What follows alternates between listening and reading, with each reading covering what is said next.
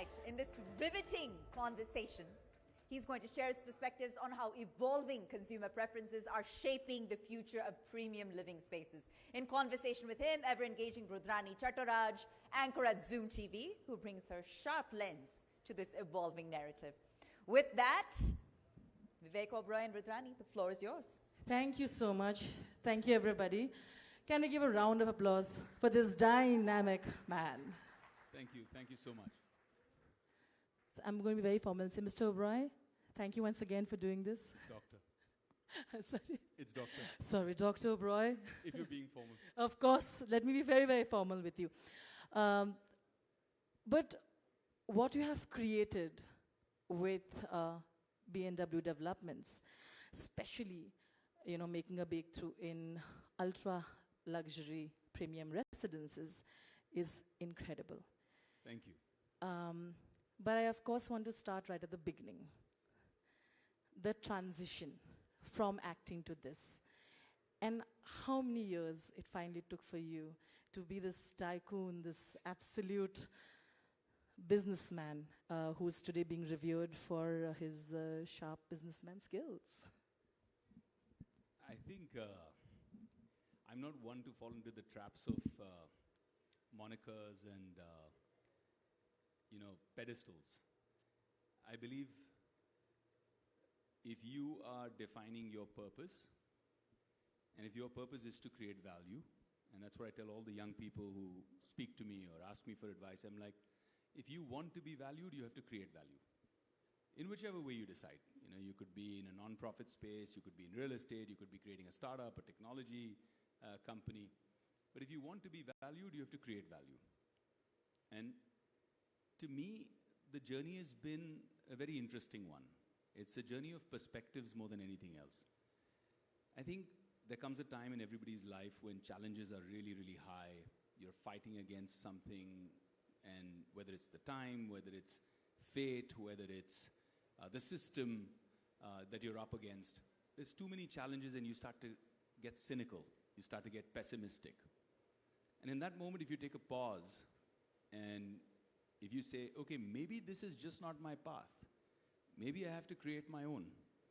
If you try to take a positive, optimistic outlook, look at what you already have, because many times in chasing what we don't have, we forget what we already have. And it could be a talent, it could be yourself as an asset, it could start as simple as that. And that's what I did. I started to evolve, and I said, okay, I'm blessed out of millions and millions of people who want to be in my position. I'm already there. I'm already recognized as a global name. God has given me fame, glory, success, wealth. But if I compare myself to those top 10, top 20 people who are above me in the ranking, and I'm chasing that all the time, I'll never feel fulfilled. I'll never feel like a success. I'll always feel like I'm chasing, I'm not good enough. So I stopped that. I think rat races should be for rats. I say a prayer every day. And I teach my children that. My children are 12 and 10 now. You haven't seen them, Rudrani. I know. I tell them, just tell yourself a prayer every day, which is every day, in every way, I'm getting better and better. And if that could be the mantra of life for everybody, you stop really competing at a personal level. Compete at a professional level, that's okay. You're competing with another company, but when it stops getting personal, when you stop getting wound up around it, you're able to open up and receive more. And that's what I did. I started with an evolution. I went into real estate, started small, built my base here in India, learned a lot of things. And I think if you learn to do business in India, if you learn to drive in India, you can do both anywhere else in the world. Well said. But we're very, very proud of you. Thank you. Before I get more into that journey and discuss it, let me first ask you, how do you look at the definition of premium residences, keeping in mind, of course, the expectations of the consumers today? Do you see the buyers asking you for exclusivity, for more creativity, for more luxury and craftsmanship? How do you look at that conversation? I think, Rudrani, when you're using the word premium, a reflection of that is straight in terms of price. That premium means, okay, this is more expensive, this is price. But if you don't look at it in the traditional thought process and aspect, and I've done this across not only my real estate company at B&W Developments, but a jewelry company at Solitario at multiple stages. If you look at it as aspiration, if you just replace the word premium with aspiration, and then you start to define your TG, if you start to define who am I selling it to, then I think automatically you build a connect, you build a stakeholdership, you build a brand, not a trend. And there's a big difference between the two. Building a trend is easy but short-lived. Building a brand and sustaining that, for that you require stakeholdership, you require belief, you require somebody who's buying in to buy into something that's an aspiration to them. I think that's how premium should be defined. So if you identify UAE real estate, what is the aspiration there? To live better, to create a holistic environment for the family. It's a desert environment, so if you can bring biophilia, if you can bring something that's more green, you can bring a sense of water. How much nicer does a person feel coming back home? Is it a refuge in a fast city? Safety, security, all those things are a given there. So what else can you add in terms of value? And how can you create that sense of convenience and sense of stakeholdership in a community for people who are living there? But then you have the flip side. You have an investor who doesn't live there, who doesn't intend to live there. Like B&W, we have now, 17,000 brokers selling our real estate in 82 countries. And not everybody lives locally. So people are buying from 82 different countries from an investment mindset. So then that aspiration has to be to plug that investment approach. What is the sense of security you can give them? What is the sense of growth? What is the confidence you can give them in what is perceived as a cyclical market? What is a good value in terms of capital appreciation, but also value accretion through rental yield? How easy is that rental yield for them? What are the pain points not living there for them to generate that revenue stream? If you can solve for all of those, you're solving for that TG. So you have to pick your TG, understand the aspiration of the TG, and then say, this is the bridge to your aspiration. That's when they start creating stakeholdership. That's when they buy the first time for whatever their objective is. But when they come back to you again and again and again, you know you're winning. Because the same buyer is now saying, I want one more. I want to come and be a part of your next project. I had a good experience with the first one. That is buying into a brand, that is the building of a brand through that stakeholdership and through that community of investors. Your real estate ventures, of course, focus on this ultra-luxury premium residences, right? How do you think AI is transforming this premium real estate landscape? Maybe from smart homes to also, predicting market analytics and all of that. So how do you think is the AI impact in all of this? I think we're beginning to just scratch the surface of AI. AI is phenomenally overwhelming in terms of its impact on every angle of the business. Yes, the obvious, let's, use AI for a smart home and create this really cool gizmo-like experience, high-tech home. We do that. That's not a difficult entry barrier. AI going into analytics, again, not a difficult entry barrier because algorithms were doing it earlier. AI are doing it more live, immediate. The feedback loop is a lot faster. The depth is a lot sharper. But I think where AI can be creating a phenomenal impact is in operational efficiencies. So I'll give you two examples. One is we like to create a 5D BIM, which is like a digital twin for all our projects because they're ultra luxury. We don't want any issues coming later. We don't want to say, oh, now there's a problem during construction or post-construction with the HVAC, with the cooling systems, with the MEP, there's a nightmare. We have to break this, we have to do that, we have to fix the lobby now. We don't want to do that. We want to be able to create something that goes without issues for decades. And if there are issues, easy to identify, quick to solve, right? That's what people want to pay for in ultra-luxury experience. So today, that 5D BIM technology has a lot of manual inputs. I've just met a company that is replacing all of that with AI. So now I don't need to go in through really expensive, manual labor intense, number of hours. So what 5D BIM does for me is, if I'm making something and I want to put a carpet here, I put the data input, it tells me how much carpet I need, what the cost of that carpet will be. But if I want to put marble here, it will tell me how much marble, what the load of that marble will be on the entire building. It will give me every single data stat that normally consultants would take weeks, maybe months to get back to you on. Now, if I do that in AI, that's almost happening live. I'm working with somebody on a technology right now. It's a part of my portfolio. I'm investing in a company right now which is going from an architectural drawing to an AutoCAD seamlessly through AI. And then from there into a digital twin of the building seamlessly. So you can address so many issues, change, fix, understand financial estimates live. You can eventually, the aim is that if I'm a home buyer and whether I want to do just interior or whether I want to build my own home, I should be able to use or access something like this and get answers where now an architect's time, services are limited. Therefore, I'm not chasing a professional saying, yaar mera kaam nahi hua, yaar biwi daant rahi hai, abhi tak ghar nahi bana, yaar rent bhar raha hu.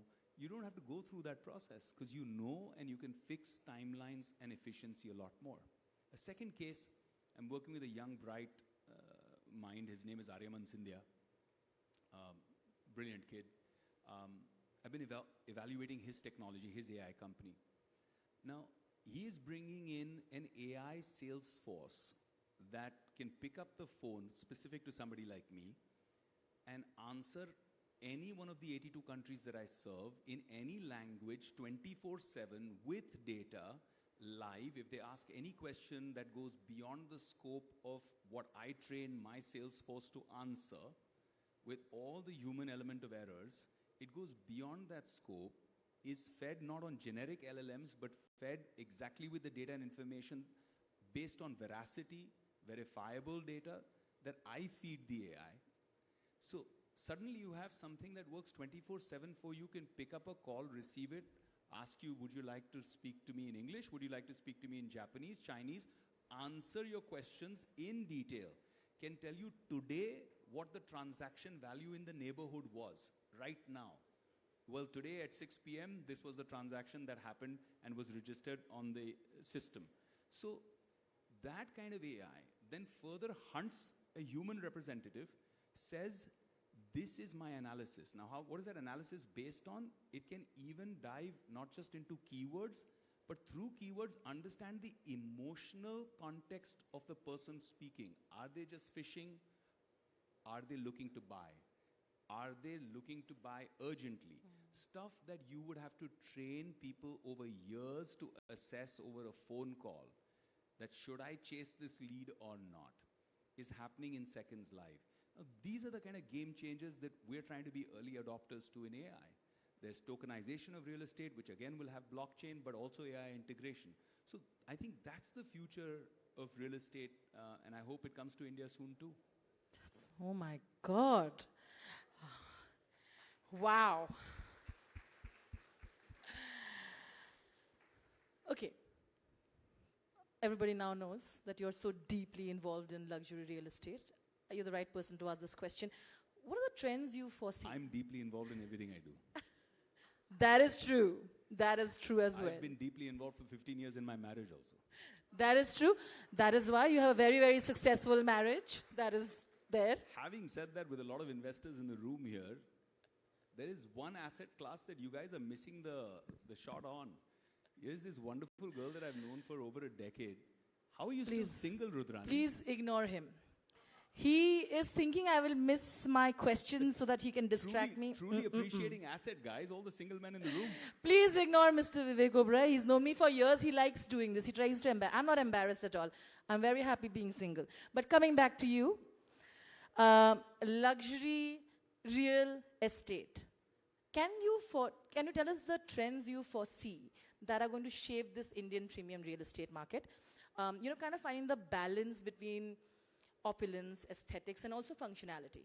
Right. So what do you think are the trends that you kind of foresee? I love the trends. I'm very bullish on the Indian premium real estate market.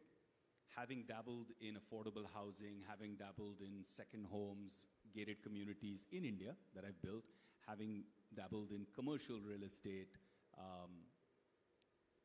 when I assess the premium luxury or ultra luxury real estate market in India, the trends are very, very promising.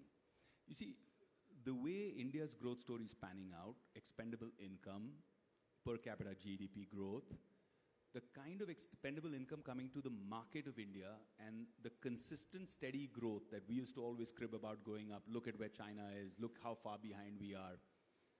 But the way we've evolved and strengthened our economy, not just as a market for other global players, but for a market that enables our Indian companies innovation, technology, not just aping something, which was the early stages of it, that, okay, somebody's doing, you know, a company, a technology company in the US, let's cut, copy, paste that and do one in India with an Indian name.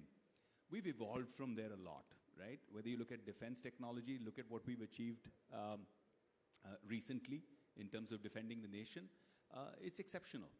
So I think as an overall effect of that, there is a lot more push in terms of premium real estate because people in India, especially very house proud. House is not just a function. You're emotional about it, you know? And I think that is what's going to drive people paying the kind of money that they do. When you hear transactions at DLF, when you hear transactions in South Mumbai, now even Juhu, and you hear those ticket sizes, you start hearing, okay, 100 crores was a big ticket size, and now you're hearing 700 crores, 600 crores, 400 crores. This, I think, will evolve even further. I see it in two categories, primary homes and secondary homes. I think India is now coming to a point where secondary homes will evolve. I've done a lot of secondary homes. I've done stuff, especially in Gujarat, where we've had a lot of success with it. But now people are willing to pay more for a better experience to say, okay, in the city, maybe what I really want is unaffordable. So let me be smart. Let me go outside the city, 2 hours drive, something practical, where I want to go and own a home. Goa used to be a place where people wanted to invest 50 lakhs, 1 crore, 1.5 crores. Today, Goan transactions are 15 crores, 20 crores, 25 crores, 30 crores. It's commonplace. So I think that's a great trend in terms of secondary homes.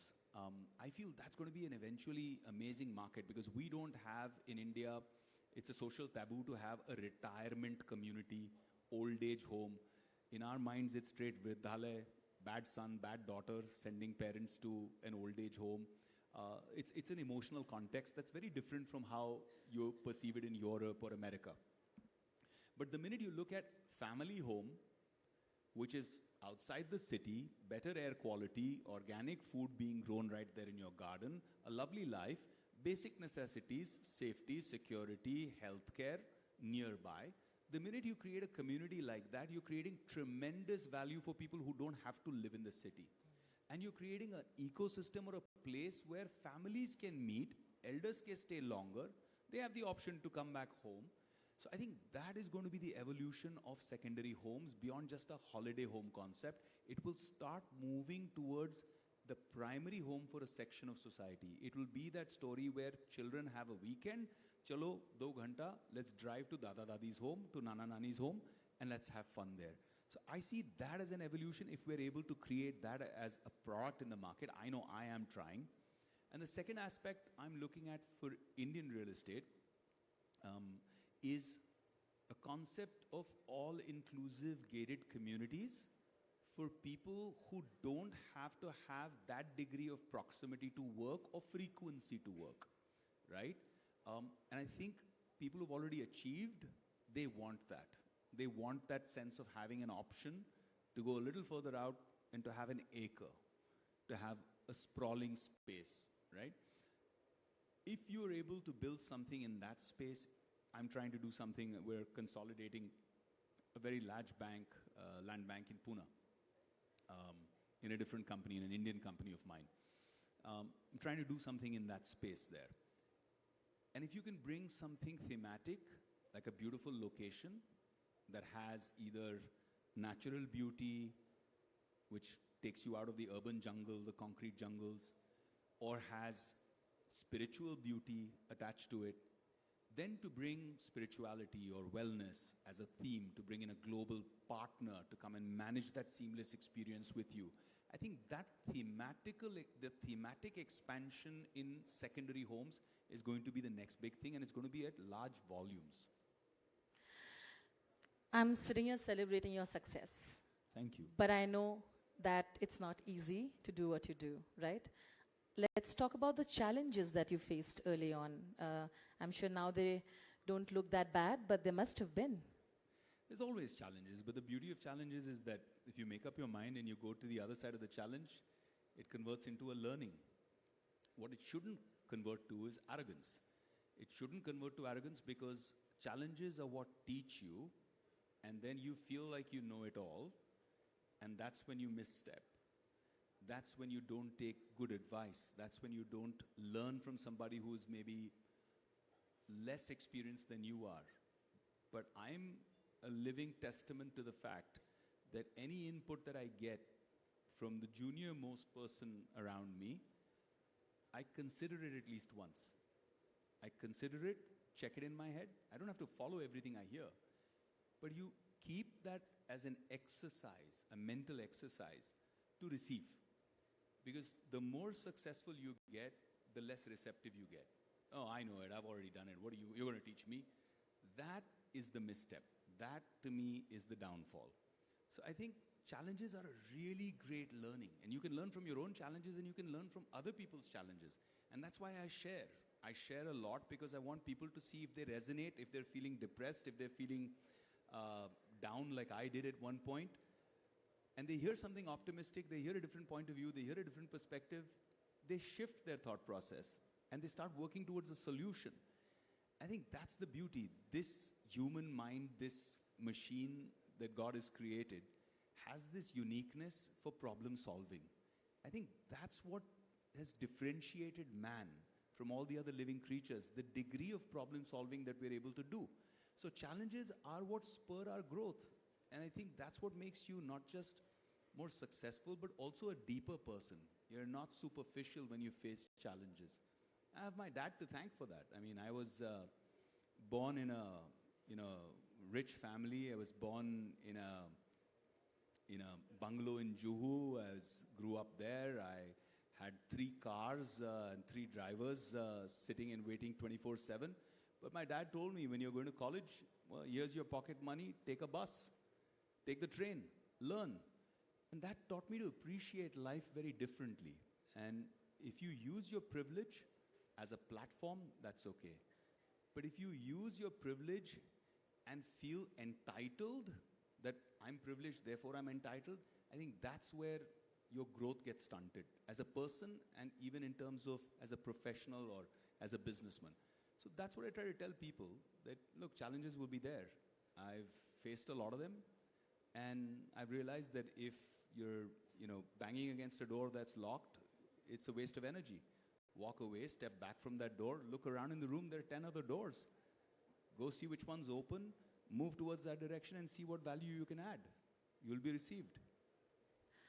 Unfortunately, my time is up, but I could listen to this articulate man for hours.